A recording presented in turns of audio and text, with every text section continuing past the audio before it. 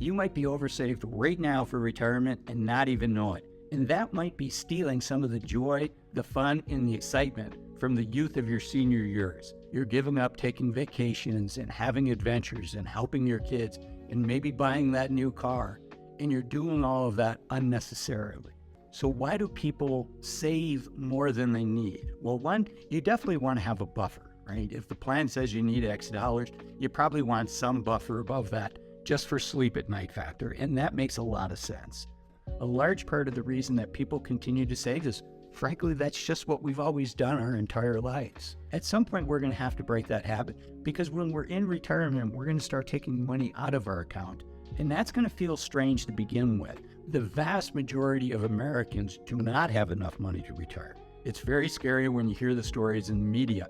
But if you're watching my video, if you're searching for videos like this, you're probably in the percentage of Americans that have made sacrifices earlier in your lives, that have done a good job saving, that have made good decisions. And so work with a financial planner and see, do you have enough money for retirement now? Do you have the buffer? And then start thinking about not saving for retirement anymore. And I have a favor to ask. Please do hit the like button. It really does help other people find my channel. It helps other people find videos like this so that they can be helped as well. And frankly, as a young growing channel, it helps me get the word out to other people. So do me a favor, hit the like button, and let's jump into this rule of thumb. So how do you know if you have enough money to retire? Again, not financial advice, just a rule of thumb. But many of us have heard of the 4% rule. It says if you take the amount of money that you've saved for retirement and multiply it by 4%, that's how much money you can spend every year and have a reasonable likelihood of not running out of money. But I think there's a simpler rule than the 4% rule, and it's just the inverse of that. The inverse of 4% is 25. So instead of multiplying your savings account by 4%, multiply how much money you want to spend in retirement, and this is a total gross number. How much money you're going to need for food, lodging, travel, entertainment, and importantly, taxes. So figure that whole number out, that gross number before taxes, and multiply that by 25. So multiply that gross cash flow number by 25. So if you think, just for easy math, if you think you want to spend $100,000 a year, if you multiply that by 25, that's $2.5 million. And so that gets you in the ballpark. But I really want to encourage you to see a fee-only financial advisor because it's almost like, trying to keep yourself healthy, right? It's important for all of us, particularly at my age, to go see a physician at least once a year and make sure everything's okay. But it would be as if I said, well, I'm eating well and I'm exercising regularly. I don't need to go see the doctor, right? Those are the rules of thumb for health. Eat well, exercise, get enough sleep, drink plenty of water, don't eat a lot of processed food, not a lot of sugar, but it still makes a lot of sense to see a doctor. And it's the same thing with in my case, the rule of 25, the 4% rule.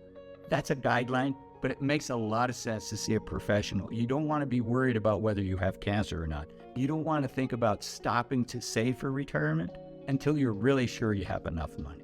Okay, so that's how you do the calculation. And once you have your number, I want to encourage you, it's really easy for those mileposts to keep moving. For you to say, okay, in my example, 2.5 million. Well, I want another 500,000, and maybe that's fine, right? Have a buffer, and I think in that range makes a lot of sense. But do you need to keep saving till you have $5 million? That's probably more than just a buffer. And if whatever your number with the buffer, whatever that ends up being, just be careful because it's easy to just keep those milestones moving.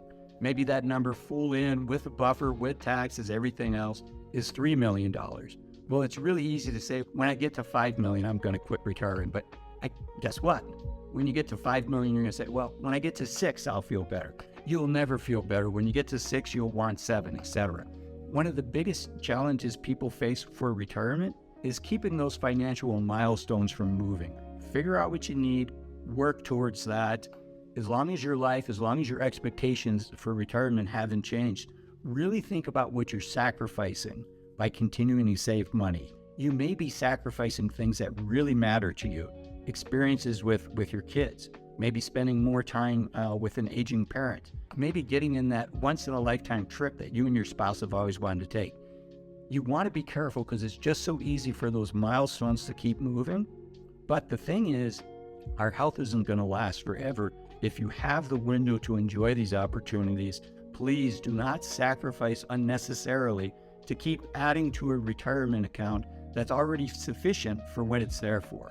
Start putting money into your adventure account, into your experiences account, into your once-in-a-lifetime account, because at some point, we're not going to be able to do those adventures. The last thing I'll share is once you reach that point where you don't need to put money into your retirement account anymore, think about maybe phasing back at work. You don't need the money that comes from working 5 days a week because you're no longer taking some of that money and putting it in retirement savings.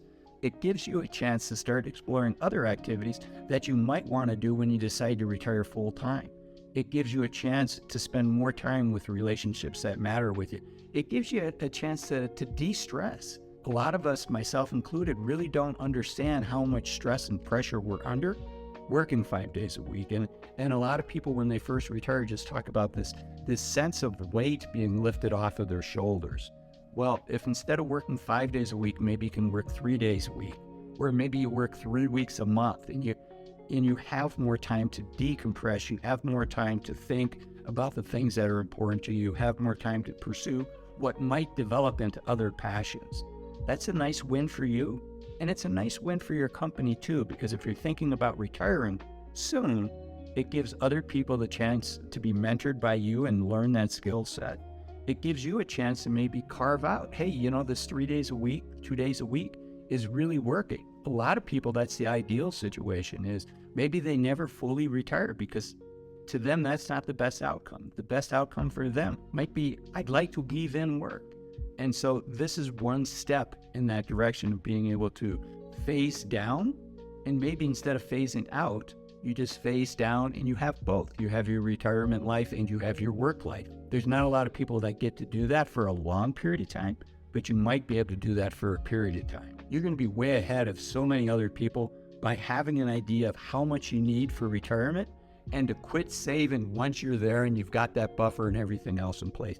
A lot of people just keep saving and saving and saving until they decide to retire, but it doesn't need to be that way, and you're way ahead of the curve. So I hope you enjoyed the video. Again, if you did, please hit the like button.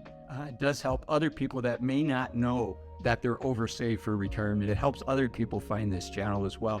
And again, as a young, growing channel, it helps get the word out about the topics that I like to talk about.